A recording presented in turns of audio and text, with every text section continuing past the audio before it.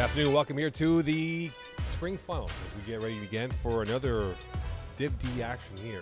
Let's do Dubois Mocon on this glorious Sunday afternoon as we get ready for Peerless Scarred against Dirty Dawgs. And this situation here where we have two fantastic teams, identical home and win-loss record this year, Alexi. What's your keys in this game here with these two behemoths going at it today? So more than identical records, they play in a really identical style of football. For anyone who's just watching the Praetorian Guard in Division E, it's a really similar team. This Peerless Scarred team is going to be hooks and drags. They're going to use the speed of their players to create yards after the catch. And this Dirty Dawgs team is the exact same way. They use drag, specifically Charles Véro, to produce yards after the catch. So the key in this game is tackling and execution. They're going to be running the same playbook. So whoever can create more yards after the tackle, more missed tackles, is going to win the game. I expect going for score. It's going to come down to missed tackles and converts. That's what we're looking for today. Excuse me as my dry voice comes through once again here. You look at Peerless Scarred, right? They are a team that played in the Div E final just now. Will fatigue be a factor for them in this game? So good question. Coming from someone who just played in two finals back-to-back, the answer is no. Your adrenaline's pumping to a ridiculous level. Right. They won the Division E final. Your adrenaline's even higher. It's just a question of actually calming down. They could be too excited, too hyped up. You want to play your game. You don't want to do anything stupid. And they are huddling up and getting ready to go as we're speaking. So as we get ready now for this game here between Peerless Scarred and Dirty Dawgs, both 8-2 records here. We talk about winning streaks coming in this situation here. Dirty Dawgs on a 7-game winning streak, including the playoffs. And we talk about who they've defeated so far. Peerless Scarred took out M6 43-6, Primetime 40-12, and Killer Rays 40-12. We talk about Dirty Dawgs, who they took out, Kiss My Vultures 39-34, Glory Boys in overtime 35-34.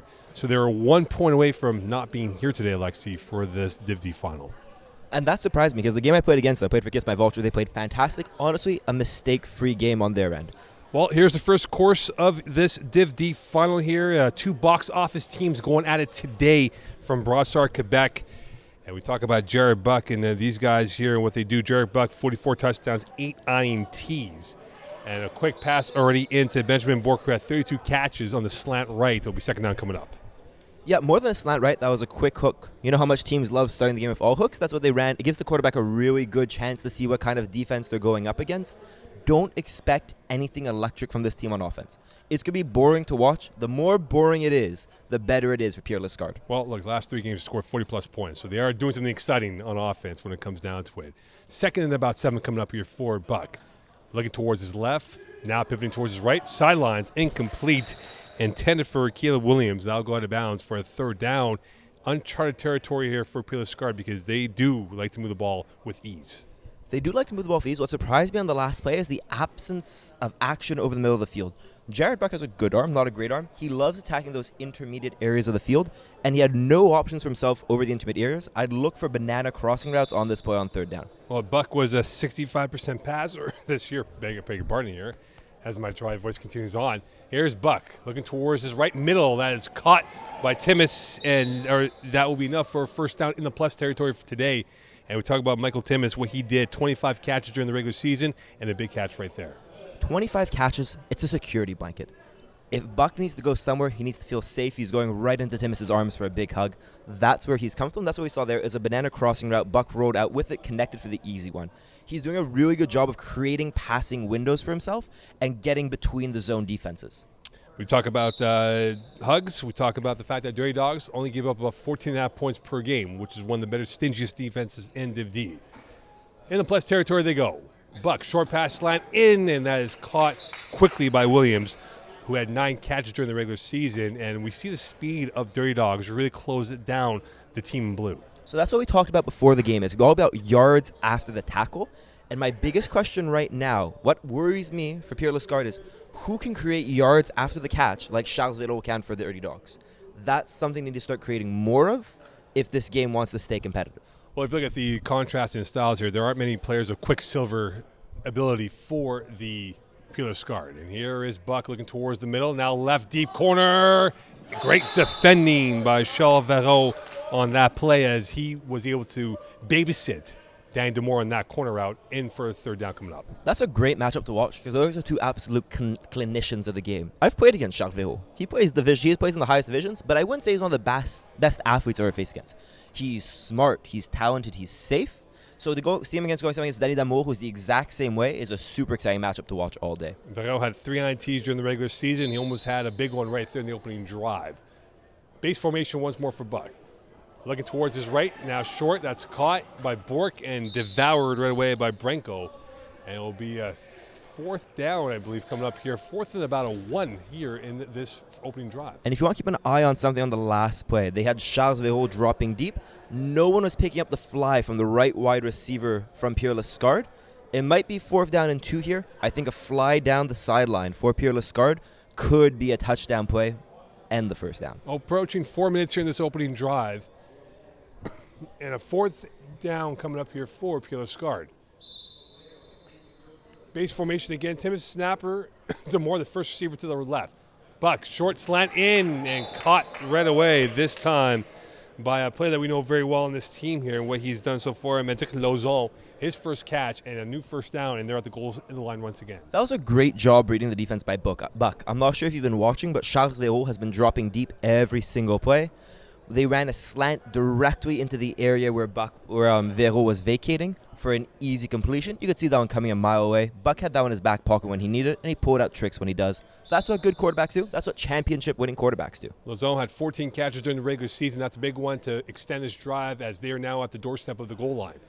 Looking towards his left is Buck. Short, that's caught by Timmis, and he is devoured right away by Verreau. And now they're a yard away from crossing the borderline and using their passport to 7 points. So a really interesting question here, Mike. What do you think? Do you think Dirty Dawgs are going man or sticking with their zone? Because they have the athletes to man up. Well, I think in this situation where it's very truncated, a lot of congestion over here, they'll keep with the zone. And I think that's going to be the case for them now because of how small the area is for them to go with a man-to-man look. Smells like man to me. Let's see who's right. We'll find out. Yes, we will. It'll be 1st down and 1st and goal from the 2. Buck looking now towards the middle, waiting, patience, looking. He's pressured by Deschambeau, and he's got the touchdown. Benjamin Bork opens up the account, and a 6-0 lead. And it appears there was a little crosswire action of bodies not getting over to the quarterback and Buck. Well, it was man coverage, and just pointing that out there, Mo, letting you know. And once you start, look at that. And once you start scrambling man coverage, once you beat the rusher, your receivers will win 90% of the time. So this will be coming down to a big game for Dirty Dawgs rushing if they want to play man in the red zone. It appears they're going for 1 here. Florent Og was the man who got caught in the crosswinds here. And a 6-0 lead for Peerless Scarred. Looking to go up 7 here on a 1-point convert from the 5. And it'll be a base formation once more. Dubois, the second receiver to the left. High snap, looking towards the middle, slant, caught. And that's converted this time by Williams. And it'll be a 7-0 lead. And now we go to the other page, Dirty Dawgs, who will get their first opportunity here. And they do have some big hitters on offense here, Alexi. Is there a player you're watching out for in this matchup? Look, the very easy answer here is Charles Verreau. The one thing I want to stress is you hear the name Charles Verreau, you think Braves, you think Division A. He's a good player. He's not terrifying, and I'm convinced he's the kind of player who can take away with tight man coverage. If you want to look for the heavy hitters for Dirty Dawgs, it's very simple. Look towards their left side of the field. That's where their top threats are. Jeremy Augustin, the quarterback for this drive. Looking towards the middle, rolling to his right, and he zips one in, and a caught ball right there by Florent Og, who had 7 catches during the regular season, and that will be close enough to a 1st down here on a throw from Augustin, who's now the central figure on this opening drive as a quarterback.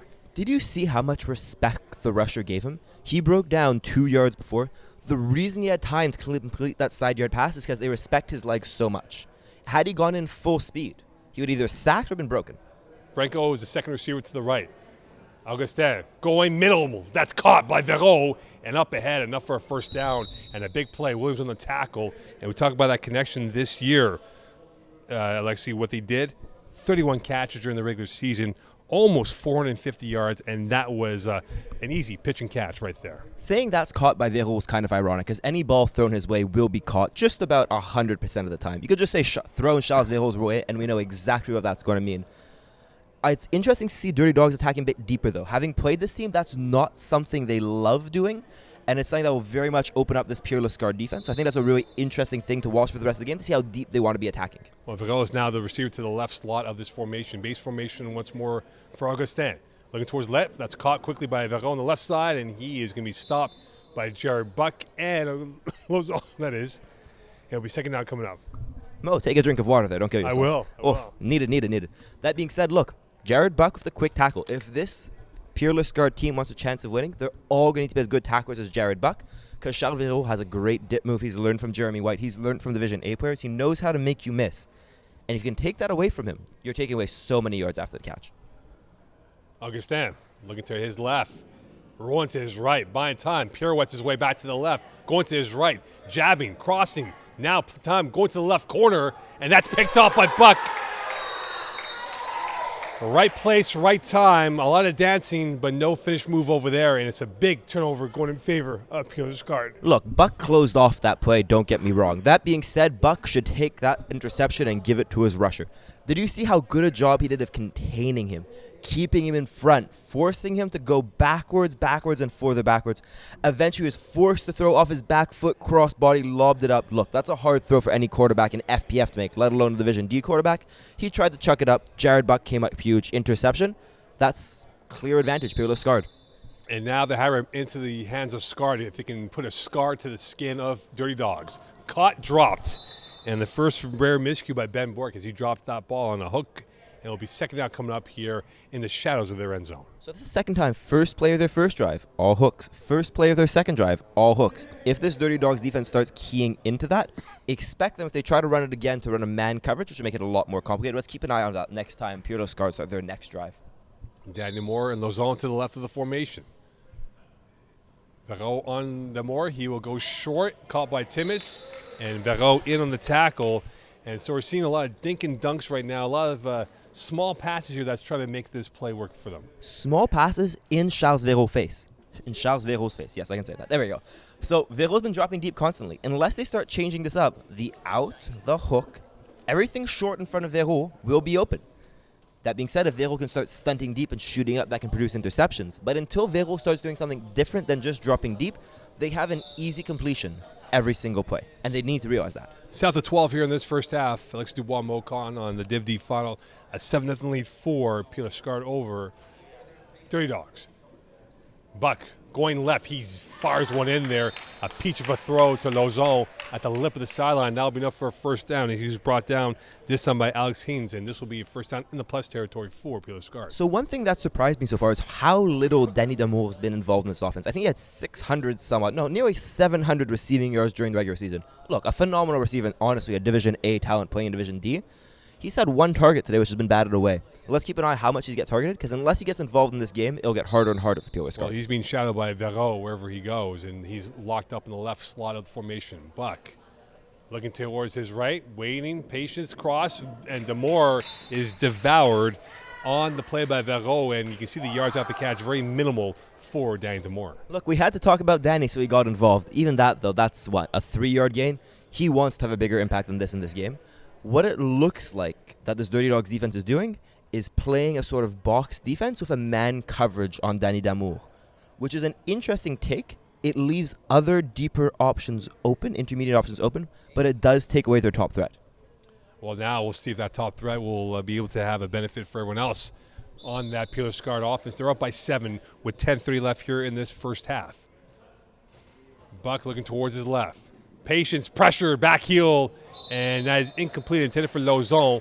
It will be a second down coming up here, or third down coming up here, I beg your pardon, for Peerless Scarred. Did your heart race a little bit when you saw that throw? That's the kind of throw Jared Buck doesn't need to make in this game. He can throw that ball away, throw that 2 yards over anyone else's head, and learn to play another day, live to fight another down. He doesn't need to force the ball in. This offense is good enough to score without taking the turnover risk. Well, you know, he threw from his back foot, so that's what happens. So throw it out of bounds. Here's Buck again. Short, and that's called by Bork inside the right of the formation and brought down by Deschambeau, and this will be a fourth down, or are we close? It is now going to be fourth and about a nose here, give or take here, Alexi. What are you calling the play for, or 4th and 5, I beg your pardon, for the Peerless Scarred roster? First of all, that's a beautiful tackle. That's a diving tackle. Now, here's exactly what I call. I'm sending Danny Damour deep. I'm sending Timmis, the snapper, out on a 5-yard left for Peerless Scarred, right into the hole vacated by Charles Véro, and that should, in theory, open up the hole. Easy connection, first down. Money on that. 9:14 left here. Excuse me. 9:14 left here in this first half. And right now, the narrative being controlled by Peerless Scarred and how they've ball control of the clock. So much clock. A lot of clock being wasted right now. And here is Buck. Pressure, back heel throw, picked up by Verreau. And that narrative has gone out the window. And Verreau, right place, right time. He comes back on the INT. And now the hammer back in the Dirty Dawgs' hands. Right place, right time. A bit of a useless play. He bats that down. His team gains an extra yard. I understand everyone wants to play for their pretty pink stats. That being said, look, it's a great play by Verreau. He got in the way. Jared Buck had a bad play call on that. The Dirty Dawgs defense had him smothered. His play calling needs to get better if he wants to exploit this Dirty Dawgs defense. He needs to stretch the field a bit more because they're getting greedy and taking away the shorts. He needs to show them the deep ball's a threat. Augustin now in the base formation. Short left, called by Deschambault. Buck in on the tackle for about a 4, if not 5 yard gain coming up. And Charles Verreau was walking back from the deep end zone with hands over his head. He was deep, he was open, and he wanted the ball bad. These teams are terrified of going deep, and that could be both of their undoings. For your short game to be open, you need to attack the deep passing game, and neither one of these teams right now has the guts to do that. Verreau and Deschambault to the left of the formation. Augustin looking towards his right, rolling to his right, buying time, going sideline. Incomplete, intended for Branco, and that will be a third down coming up here for Dirty Dawgs. The concept there is a fly by the wide receiver, a 10 out by the slot receiver. You're supposed to pull the corner deep, get behind the corner, connect on the sideline. The slot defender did a fantastic job of not only taking away the short slant underneath, but also backpedaling and taking out that 10 out, making it far, far harder than it needed to be. That was an absolutely fantastic play. Big play coming up here for Dirty Dawgs. Augustin looking towards his left. Buying time, middle, incomplete. Intended for Branco, and that will be a fourth down. Now, Alexi, what are you calling this play here late in this first half? Intended for Branco or intended for the snapper? Either one could have caught it. Both should have caught it. Neither one did. Look, I'm tired of this short dink and dunk stuff. The deep is open. The deep will be more open on fourth down. It's time to take a risk. It's time to run a post-wheel concept. It's time to attack the end zone of Charles Verreau. Let's have something exciting happen. Well, we'll see now. Man, my drive throw is killing me, man. Oh, I know. You can make it through this game, Mo. I'll make it through this game. Augustin, fourth down coming up here for Dirty Dawgs. Low snap.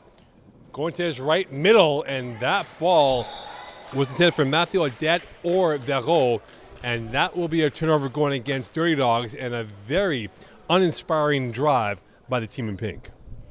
Not inspiring. Sloppy. They had the fly down the sideline, open with roughly 5 yards of separation. I'm telling you, until one of these teams starts attacking deep, we won't be seeing very many more scores. Look, this was Dirty Dawgs' chance to get back in the game. The fact they couldn't convert on a 4th and 5 is criminal and is insulting to the finals. We deserve better football than that. South is 6 in this first half, still a 7-0 lead. A very low scoring affair between these two teams here that have averaged about 29 to 33 points per game either side.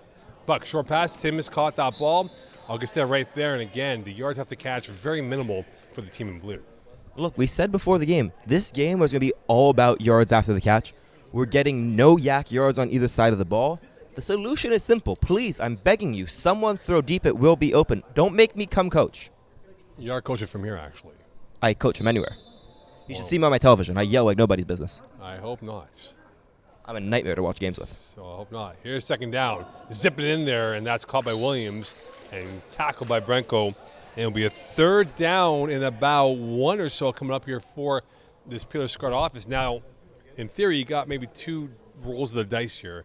Do you maybe go end zone on third down? Well, I think you know exactly what I'm going to say. Yes, you go third down. What I'd love to see here would be a designed rollout with a short, intermediate, and deep option and give Buck the run option. Let's see what they do. Well, base formation again. They've not gone anywhere beyond base. Slant left, almost picked off. And right there was Alex Hines, who had no INTs during the regular season, but he ran the route for Magic Lauzon on that play, and a fourth down coming up. Perfectly put. He ran the route exactly as the receiver should have jumped it. The fact that that's not an interception is criminal. That being said, fourth down here, I would like to again see stretch the field a bit more. They're playing 4 short. Take away the short, is what the defense is doing, so take the deep option here. We've said it a million times. We're starting to get boring here in the booth. Give us something to talk about. Well, Here's the talking point right now. 4th down coming up. They can still get a first down. They're about 3 yards away from that. Buck looking towards the left, pumping short, caught, popped in the air, picked off.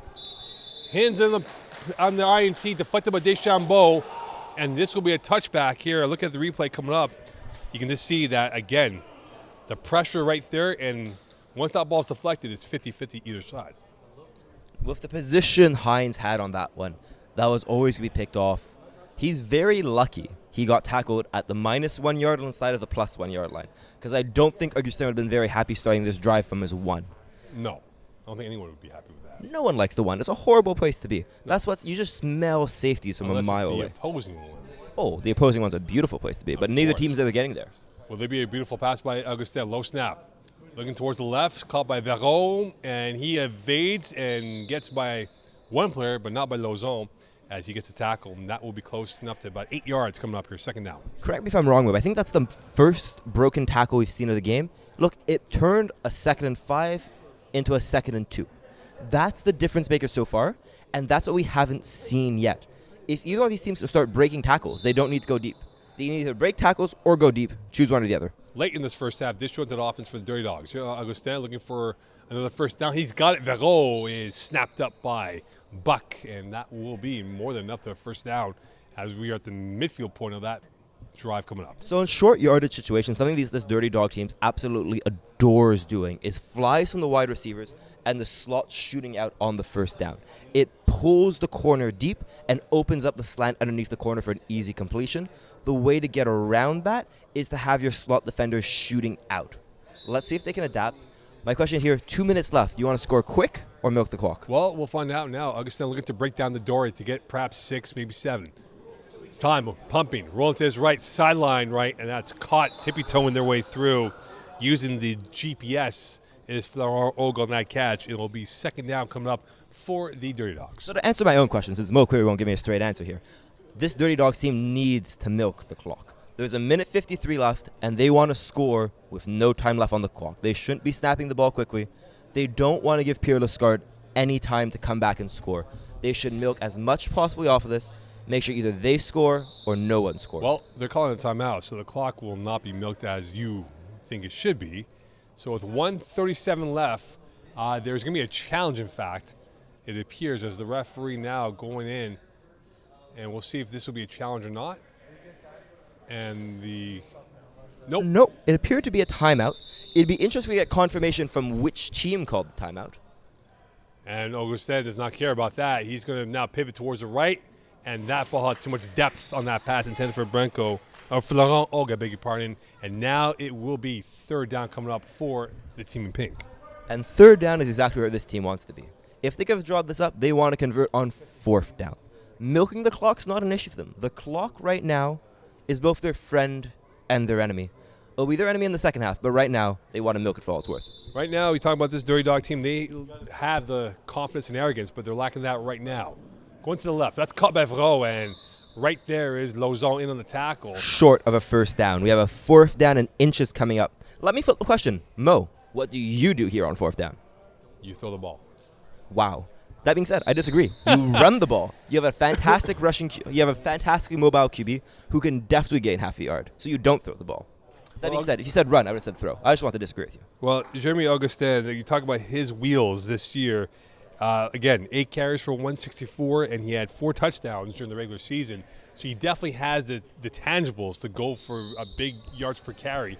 And now with this being 45.8 left late in this first half, what will Augustin do? Will he use his legs to keep this drive alive, or will he improvise his way through? He should use his legs. Augustin, low snap once again. Short left, that is caught by Verreau, and he's taken out by Buck. And that will be enough for a first down. So your plan is not coming to light here of the clock rolling, and now most likely than not, probably in plays going towards the end zone. If I'm a defensive play caller here, I go up to my quarterback. I look at him and say, Jared, 5 plays. Can you score? If he answers yes, I let Dirty Dawgs score. And look, they've called a timeout. That might be what they're thinking of. Well, also, you think about the carryover now for Alexi for Peerless Scarred, right? Playing a Div E final. want to keep those legs fresh, right? Because they want to have the narrative in their back pocket that if they can get 5 plays, if they're going to give up a touchdown, they got 5 plays to work with, perhaps, if not maybe 4, to maybe go ahead at halftime before the team talk. Exactly, because right now, Dirty Dawgs are in a fantastic scenario. If I remember correctly, they started on defense. So imagine That's they correct. score here with 1 or 2 plays left. They take the ball back. They score again. They're in a commanding situation. If Peerless Scarred lets them score, they score back. They're then the team commanding the game. I don't think letting them score is the wrong call here. Augustin, just hopping to his left, going short, incomplete for Verreau. Incomplete with Verreau, not words you say very often. Not often, but now you're starting to see a pattern develop here that the short intermediate passes are going to Verreau, and then that's it. Branco's got a couple of looks. He's made a cameo appearance here and there, but with 6.2 left, timeout called again by Peerless Scarred, so they're playing for the plays and a chance to maybe get the ball back with 4, if not 5 plays. Was that Peerless Scarred's second timeout? For me, it feels like it was. It so is remember, the second timeout, yes. so they can no longer challenge.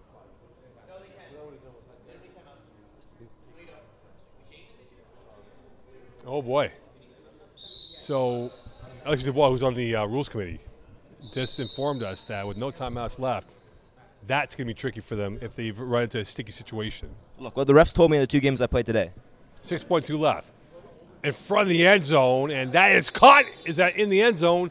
And just shy of the goal line, the borderline, it is caught by Og.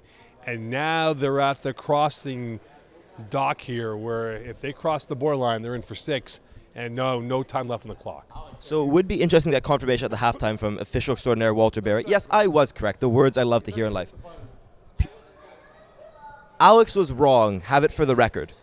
They can no longer challenge Peerless Scarred. This will make the second half extremely interesting. We are at 5 plays. I hope we have a play That is clearly out of bounds. And then it ends up being, going against Peerless Scarred, and then we see what happens. No. And now that's going to be tricky for them because now they have to pray to the football guys. They don't have that type of situation where it becomes ticky-tack at a crucial moment of the game. The football gods are not kind. Augustin, to his left, to his right. That's in for the right, and that's in for the touchdown. And a 7-6 lead for Peerless Scarred with 4 plays to go. 4 plays to go is the most important thing you just said. Yes, it's 7-6. Let's see what happens on the convert. But the fact that they have 4 plays left, look. I've got a QB standing to my left in Iggy, a QB standing to my right in Peas. That's actually reversed. Anyways, if you ask both of them, they would like 4 plays to score and win, to score and score, etc. I think this is the best outcome for Peerless Scarred. If they can go and score, they're in an extremely commanding situation in this game. Well, I think now the underlying story to this game is that Peerless Scarred has no timeouts. So what is their play? Because I don't know if they knew that or not, Alexi, about that. And now Augustin rolling to his left, looking to go cross by now, rolling to his right. Back end zone, incomplete. So that is the underlying story now for them with 4 plays to go. Having been in 2 captains' huddles earlier this morning, we have amazing refs here in FPF, don't get me wrong. The refs make it abundantly clear about the new rule. Look, do I think it could be revised? Do I think it's better than the old rule we had? No. That being said, that is the situation we have. And it was made extremely clear by the refs. I'm sure Peerless Scarred no. It just feels like a rookie mistake from a team which is anything but a bunch of rookies. Well, now with 4 plays left, they're up by a single point. Could they score to make up for the timeouts? Because, again, now they have no challenges left. Buck, short right, incomplete, and that was intended for Sabeloff, and he was zigging. That ball was zagging the other way. They are gambling so much on scoring on this drive. If they don't score on this drive, they run the risk of going down with Dirty Dawgs starting the play, starting the next half, and no longer having a challenge. This is probably the most important game of the drive to date. Peerless Scarred have gambled on Jared Buck. Let's see if that gamble is worth it. Well, now the gamble comes here. Demore to the left slot. Bork to the right slot. There he is, caught on the hook, and he gets by Augustin momentarily, and he's stopped for maybe 3, if not 4-yard gain. So at this point, we have 2 plays left in the half. We have roughly 25 yards to go. If you're going for a last play opportunity, you want to be within 15 yards of the end zone, which means we're looking at a minimum 10-yard gain here, hopefully 20. And this is a team that's gained 20 yards. There's been no 20-yard games yet to date, so it's going to be really interesting to see what they're dialing up. This smells like Danny Damour time. Okay, Jared Buck used the dark arts of football to his advantage. Dropping back, looking, locking, loading, left side, open, Lozo's got it! Vision execution, touchdown. Peerless Scarred up by a score of 13-6. They listened to Coach Alexi. They had to go deep. They went deep. And that's an absolute dagger. That's a beautiful ball. Look how open he was. There is not anyone within 5 yards of him. So what Dirty Dawgs were doing on that last play was they were playing 4 short, 1 deep. What you normally do in that situation is you play corner lock. So your corners follow deep balls. They were so confident that Peerless Scarred would go short. Their corners didn't lock. They cheated short. Jared Buck finally clued into the fact that this team was not, that their defense was not covering the deep, made them pay for deep ball, beautiful catch, pivotal. They banked on their quarterback, and their quarterback said, "Thank you very much." The arts and crafts coming in big time for Jared Buck on that touchdown pass, and now a 13-6 lead, and they're going for 2, which would make it a 2-score game. It's 100% the right call to go for 2. Buck to go up by 2 scores. Back end zone. Tibbetts has got it. 15-6 lead. He does not have it. He does not have it, and they cannot challenge. And they can't challenge. The stands are yelling them. It was an awful call. Don't get me wrong.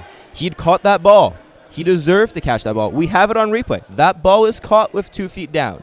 Did he maintain contact? He did maintain contact. That is a poor officiating call, and they're now being penalized for the fact they used both their timeouts.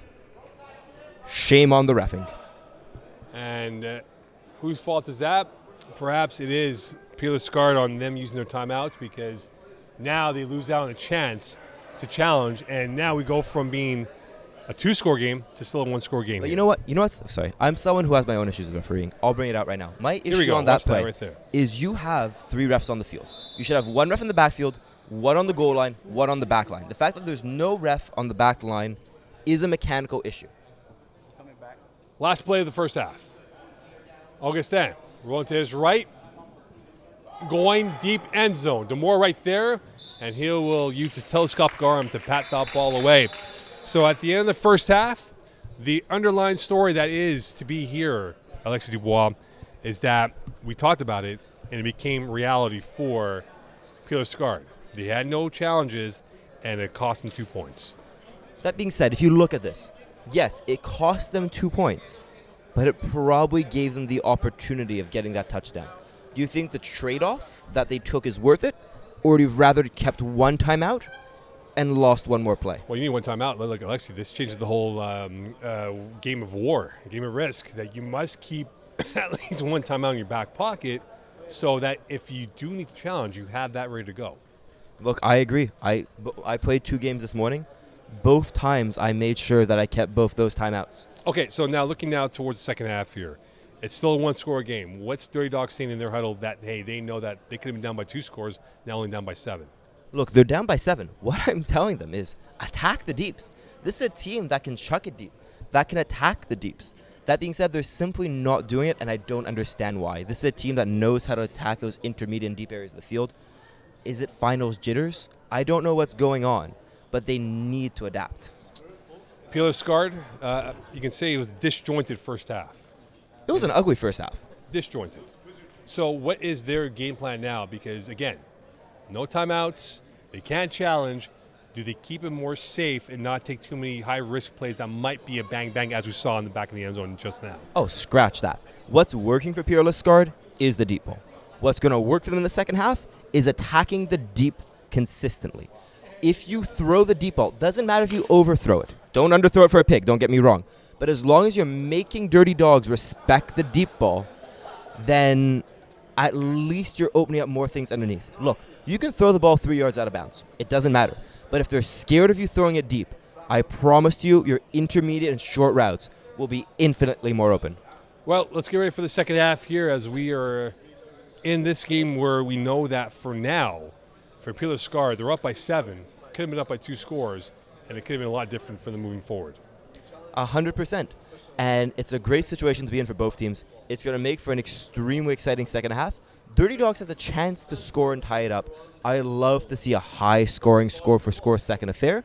Do you think we're going to see more interceptions, more defense, or are you expecting now both of these offenses to finally get the ball rolling? Well, Vegas had the line at about 45.5. We're at 19.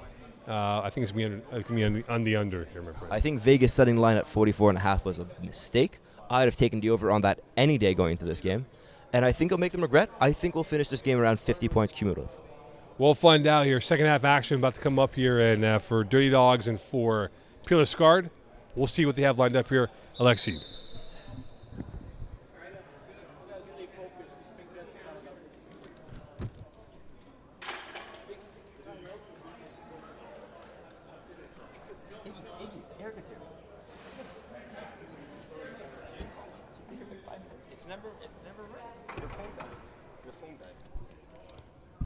Second half action getting ready here as Augustin now getting ready for this game. And he looks to get himself focused and ready to roll. Not a good first half for him. Very. If I could point out something, we have an issue on our screen. The score is 6-13, not 6-12. We'll get that corrected here. Underway here, second half action. Augustin, low snap, looking towards his right, waiting, deep middle. That's caught by Verreau in traffic with the congestion of bodies. Tackled by Dubois, first down inside the plus territory. Look, they're clearly listening to me. Coach Alexi's helping both sides of the game here. They need to realize that intermediate game is where the openings are. From intermediate to deep, there are far more open players. If this Peerless Scarred team needs to respect the deep ball just a little bit more, it will open everything up. I love the fact that was their first play of the half. First and 10 now for Dirty Dawgs. Verreau, the left slot. Short snap, going deep. Deschambault's got it, and it's now one, or now, I beg your pardon, down at the 1. And do you maybe challenge that? No, that was a great tackle. He was tackled by Denis Damour at the 1 yard line. Let's look at the replay here. Ball's thrown. Caught. Tackled by Denis Damour. That's before the cone. You need to have all 3 flags in. He had 2 of the 3 flags. That's the right call. They might have mistook the call of the 2-point convert here. They didn't make the mistake there. It's nice to see the right call made in such a big game. That was the right call. And now it'll be first and goal from the 1. So 2 plays, zipping through, and now looking to get themselves another touchdown here in this first half, in the second half coming up. Augustin rolling to his right. We're rolling now, buying time, into the teeth, touchdown, and now a 13-12 lead, but flagging the play, illegal touching, and that will be nullified. Illegal touching. That's a weird call to make when you catch the ball at the front of the end zone. Can we get a replay on that, Eagle? Here it is. Replay coming up.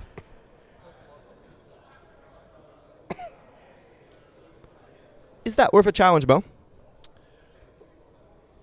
Perhaps, yeah, I think so. It depends. We got to see that again because Verreau's left foot might have been out of bounds.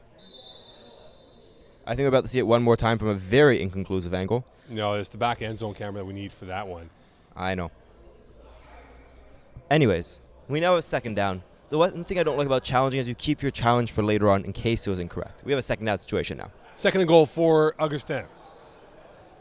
Rolling to his right, trying to wait. Pivoting, jabbing, rolling to his right into traffic, moving back end zone, deflected, and Jared Buck going David Tyree on a play that went from nothing to something, and another end zone INT by Jared Buck, who's pilfered 2 so far today. Well, now they're seriously regretting the decision not to challenge the play on what probably would have been a touchdown.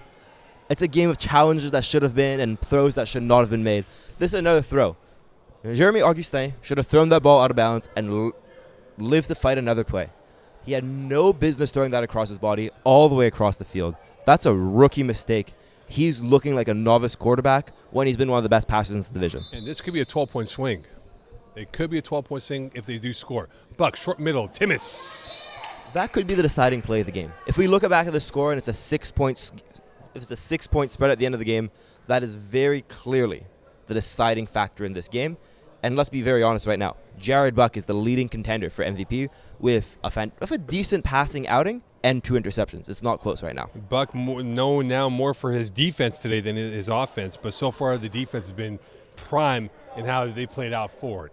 Here is Buck once more. Damour to his left. Bork to his right. Going deep, and here's Bork. Caught, touchdown! Ben Bork, fingertip, magnets on his hands, makes it a 19-6 lead and a 12-point swing that could come back and haunt the team in pink. Look, you want to know why that's a great play? We have Patrick Jérôme on the sidelines right here. He gave him a little clap. He tips that up to himself. He catches it. He hauls it in. That's a great play for the touchdown. And when you're getting respect from the greatest receiver that FPF has ever seen, Patrick Jérôme on the sidelines, that's just a little added credit to add to your resume. Well, it adds more gloss to the scoreline now, 19-6, and it's now a 2-score lead. It's a 2-score lead, and they're going for 2 to make this a 15-point lead. That's an interesting call. We would go for 1 or 2 here, Mo. I would have gone for 1 because they're up by 2. I mean, it makes no difference at the end of the day. It's still a 2-score lead at that point. But I guess the trajectory that you have to go for a 2-point convert if you're still up by 15 is to try to get to a 3-score lead. Exactly. Buck evades the rusher. Time. Back end zone. He's got it. No, he does not. That was out of bounds. That's an awful call. Look at the sideline there. His foot 100% came down out of bounds. Well, I will bet my house on that. Let's see on the replay here. And here's from the field level, Alexi. So both feet are in bounds. Wait, now he goes up, and look, toe on the sideline. Coming down, toe on the sideline. If we get the overhead view, the eagle eye, please, Eagle. We don't need the eagle eye. That was out of bounds. And now quick pass, Augustin to Odette up the middle, and he is going to get by Sabeloff, and Timmins will get him on the cleanup. To go back to the 2-point convert, what's infuriating me right now beyond belief on the player, you have 3 refs. How is it impossible that any ref is not on the back goal line?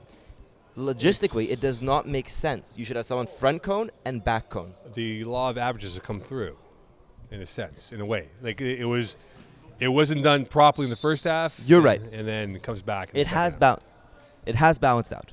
Low snap for Augustin. Going to the left, caught by Verreau, and he is brought down by Timmins for about a 5-yard gain. And now you're starting to see a little bit more spice in this offense, less huddles and more attacking them down by 2 scores of 15 and change to go. How many times today have we said low snap? I've been trying to count. I think I've seen 3 or 4 snaps into Augustin's hands. And if you're trying to get the ball out on time and in rhythm, a nice snap is key and could be a factor moving on here. We'll see what Matthew Odette does as the snapper. Another low snap. Augustin is going to take off to the left. And he's brought down and he's devoured in the swampland of blue, this time by Ben Bork for a very minimal gain. And now, what do you do if you are Dirty Dawgs? Maybe go to the end zone to kind of stretch open this defense a little bit. This is 3rd down? Yes, this is end zone territory right now. Look, you also have to realize the clock is your worst enemy. If you don't score here, it's game over. And if you don't score quickly, it's game over. The long story short of that is score quickly. And Augustin thought about middle. He's got it. Odette almost got that stolen by Stabeloff. Demore in on the cleanup inside the red zone now at the 4-yard line. It'll be 1st and goal with 14:50 left. So this game definitely not out of reach yet. Still plenty of time to come back down by 2. Look, it's not out of reach yet, but Dirty Dawgs will need a stop defensively. Without a defensive stop, this game is over. And I'd say with one more INT, one more possession that doesn't end in a touchdown, it's also game over. So those are the 2 things you need to keep an eye out for. They need to be perfect, and Peerless Scarred need to make 1 mistake. I've not mentioned Branko's name in the second half. We'll see if he calls up his number. Rolling to the right. Slide pass. Demore almost there to pick it off. He was in the right area, but had the hands at the wrong angle, and now it'll be 2nd goal coming up here for Dirty Dawgs. Yeah, so that's a pass that was telegraphed. You saw a little outside release move by Charles Verreau, cut back inside. Danny Damour jumped that one easily. It was almost a jailbreak on that play right there. And that was nearly the end of the game. If Bourque catches that, he's probably returning it for 6, and we're probably stalling time for the next 13 minutes. And Demore doesn't miss those that often. Augustin, front, Odette's got it, 6 points, big touchdown, 13:44 left here, 21-12. You go for 1 or 2? I go for 1. You want us to know later on, you can go for a 2-point later on. You can never go for a 3-point. Let's keep it a 1-score game or a 2-score game as long as possible.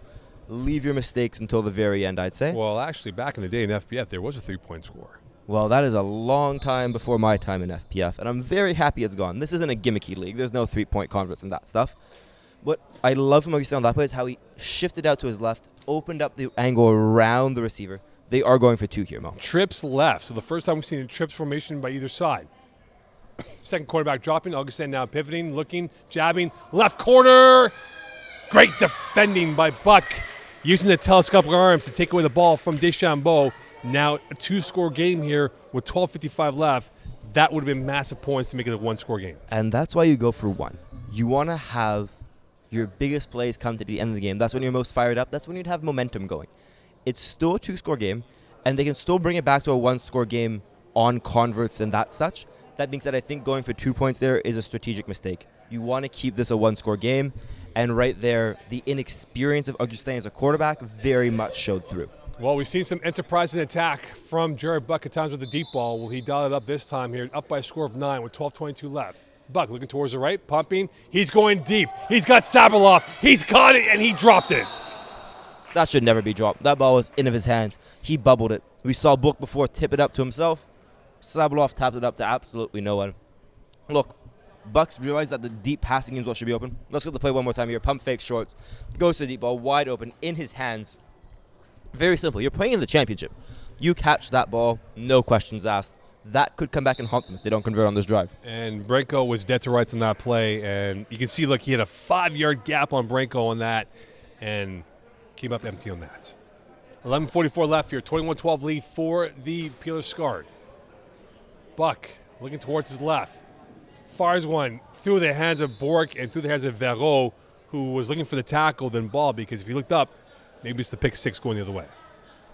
It's getting sloppy. Drop balls, missed picks, and more drop balls.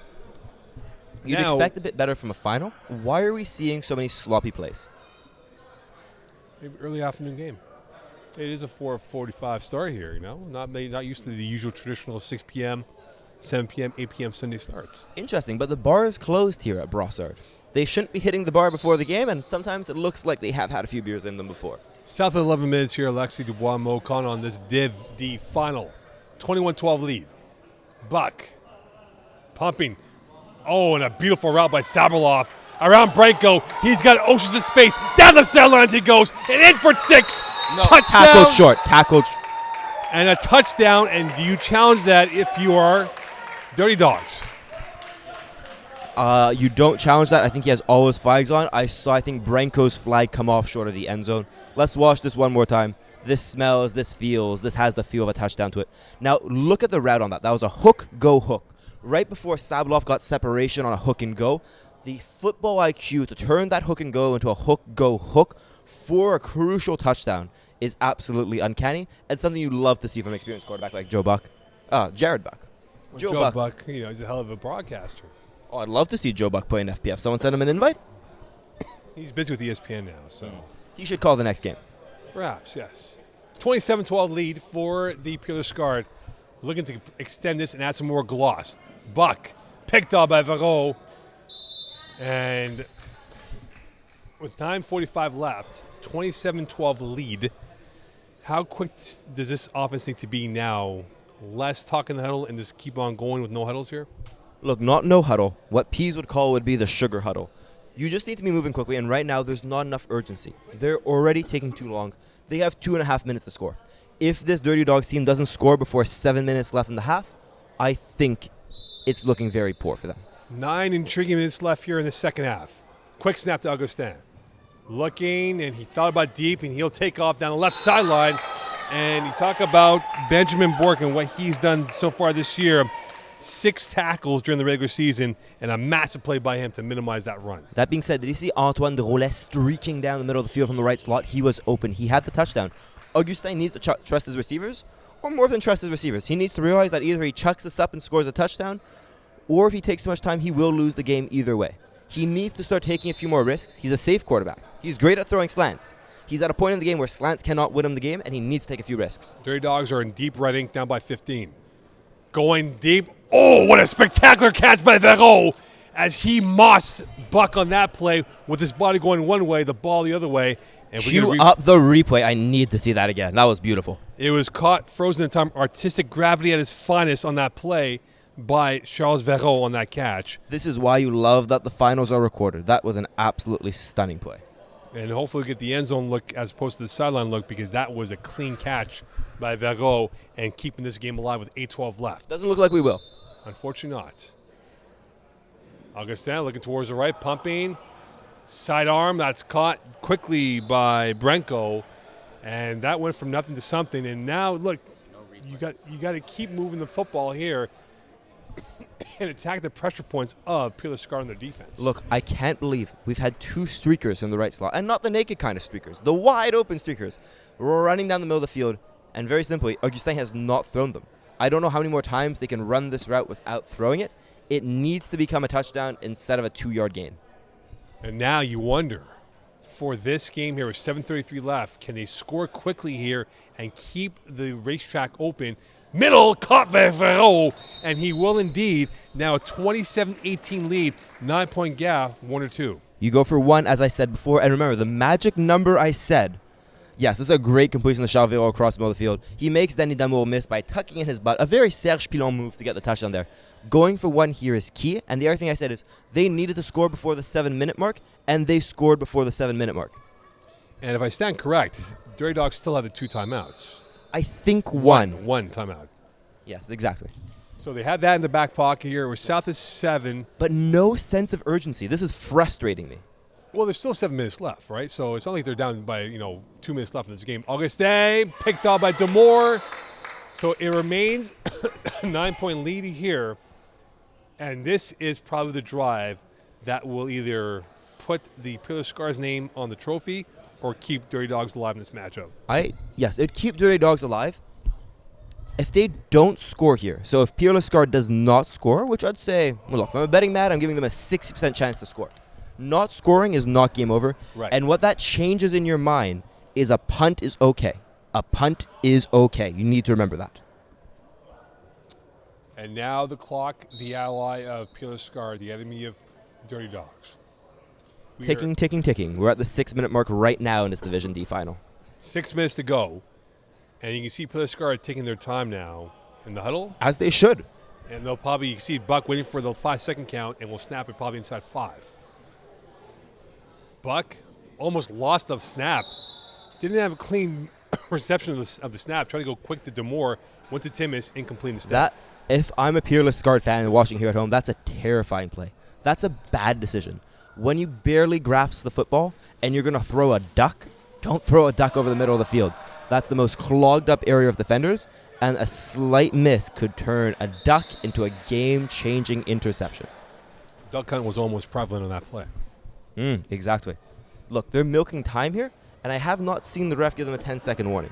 They need to get this team moving quicker. They need to make sure they're respecting their play clock. And now you're starting to attack the pressure points of Dirty Dawgs. Can they get this first down on a second down coming up? Buck, deep, middle, Bork, got it, dropped through the legs, incomplete. We see Bourque looking here at the ref like that should have been PI. Well, buddy, it doesn't matter. You have no challenges left. You lost your opportunity to ask for a challenge. And in all honesty, Mo, do you think that was PI? Because I don't. Look at the replay. No, there's no PI there. Bourque's looking at the ref. He should have caught that ball. He knows he should have caught that ball. And Iggy's nodding in the background saying he should have caught that ball. And look, he blew by. And here is the play. He caught it for a moment. Right there, he caught it, dropped it through the legs, off his heel, off his hip, and incomplete.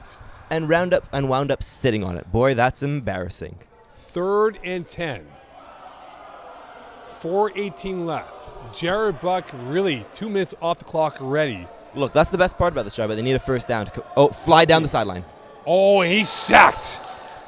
The fly never materialized, and Donato comes in, his 9th sack of the season, and a big play right there. And what do you do, Alexi? 4th down, do you punt, depending where they are? Are they inside the 10?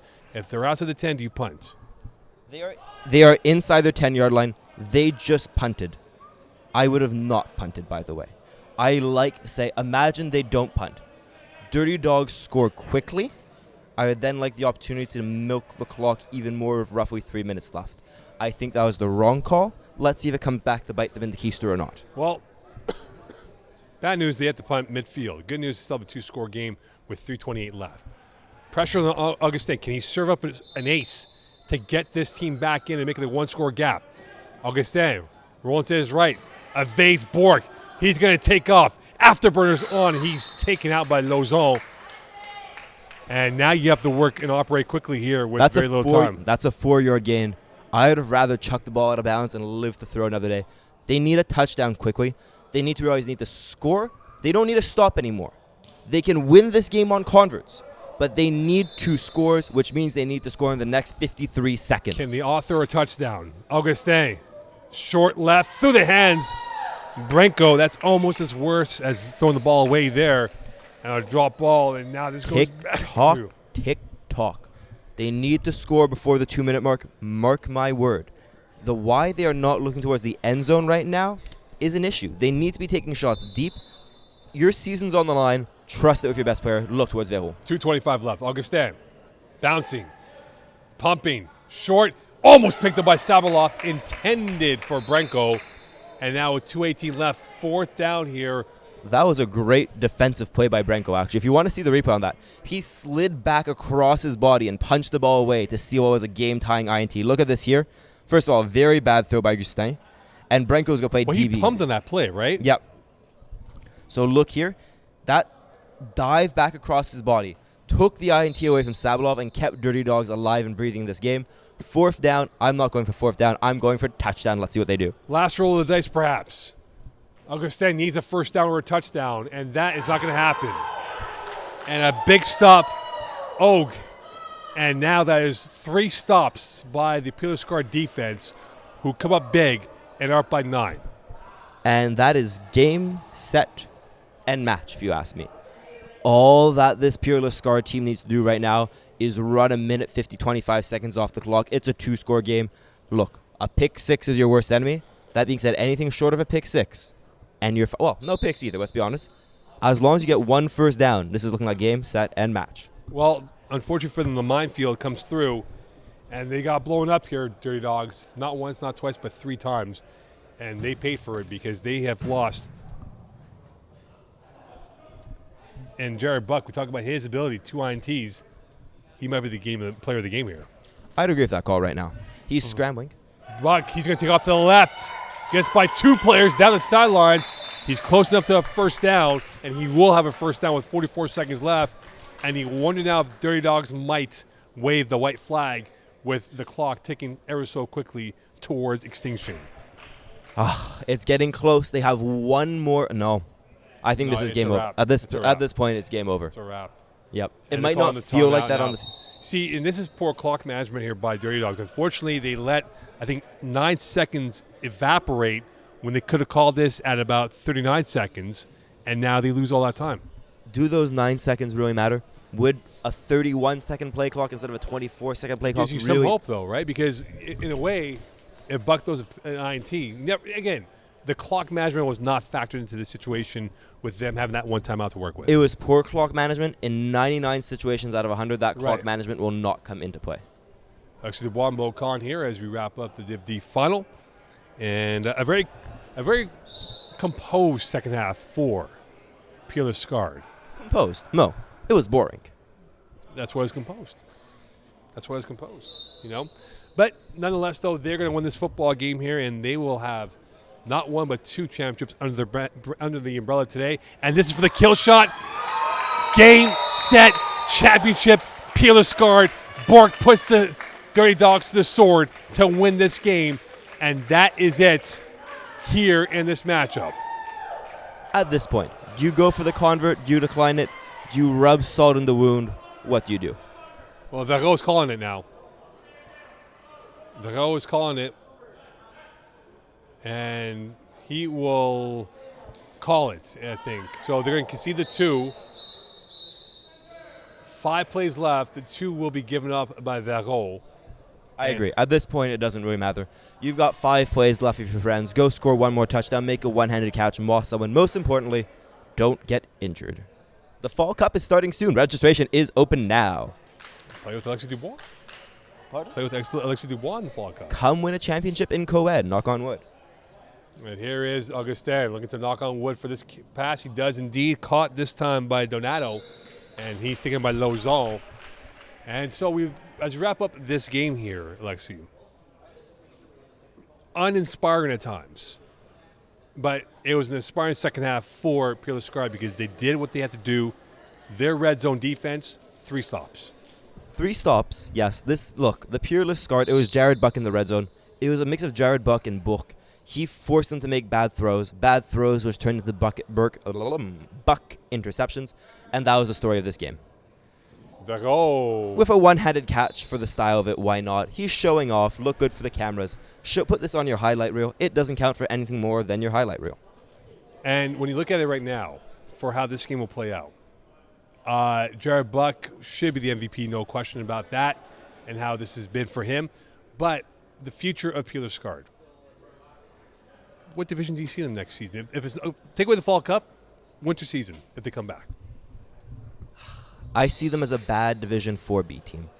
Jared Buck has consistently throughout his career bounced between Division 5 and 4. He's succeeded in 5, struggled in 4. Bounced between the both. This team will go 5 and 5 in Division 4. Jared's Buck rating will go back down.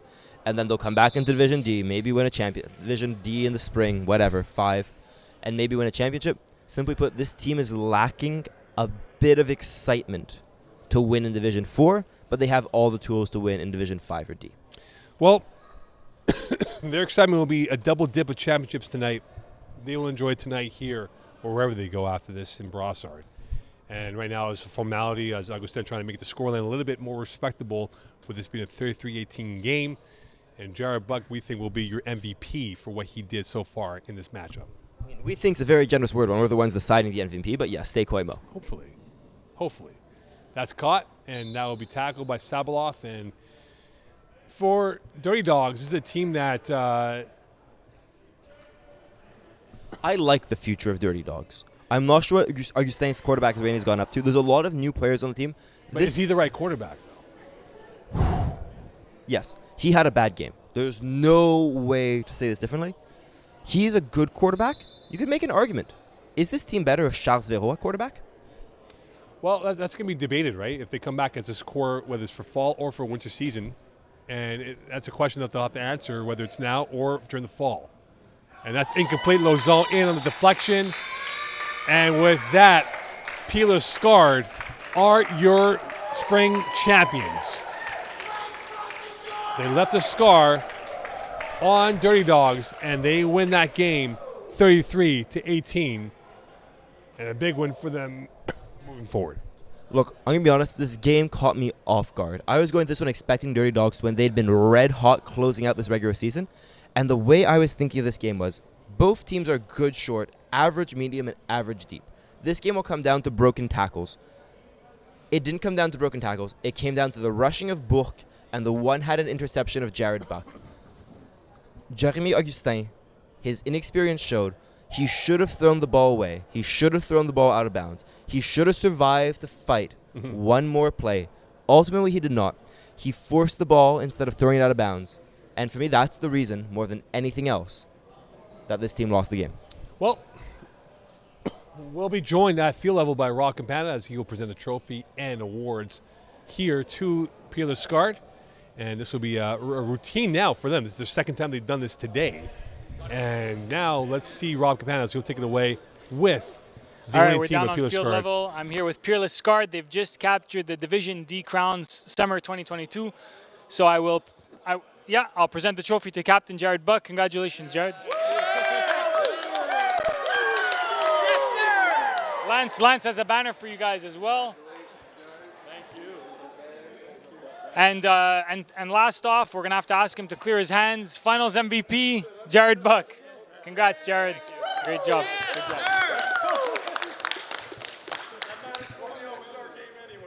Okay, you hear me, Alex? Okay, so all right, guys. So a couple quick questions for Jared. So for those of you who haven't been watching the stream live for the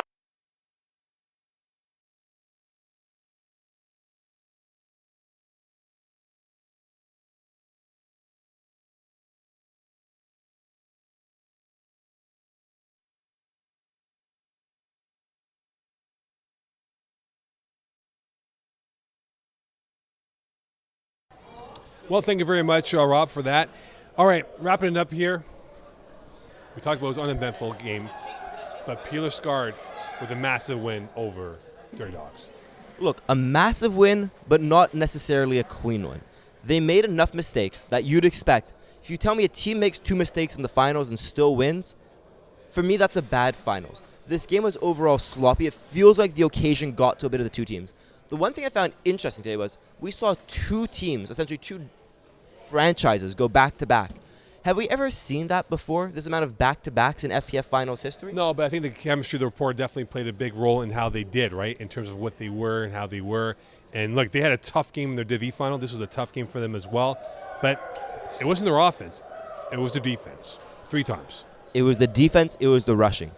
It was the mix of forcing Augustin towards the sidelines and then his poor decision-making that put this game away. It's just infuriating as a receiver to go, throw the ball out of bounds, please. I remember in my semi-final game, Iggy Magnacio Valdez was scrambling to his left, looking for someone open. It was second down. He tried throwing across his body, dumped it into a receiver's hands on the other team, of course. It was a pick, his first pick of the co-ed season. It's an infuriating thing to see as a receiver because you're like, please just get rid of the ball. Just get rid of the ball. It's an easy throw to make. Anyone can throw the ball into the turf. And honestly, the hardest throw he had to make today would have been throwing the ball into the turf a few more times, and he didn't do it. Alexi, thank you very much for your great insights here as Peerless Scarred win this football game 33-18 over Dirty Dawgs. 2 good teams. Unfortunately for the Dogs, they come up short on this one bite that they had at the championship. And for Peerless Scarred, they're double champions with what they won in Div D and Div E. We'll see you for Fall Cup. If not, we'll see you for the winter season. Bye for now.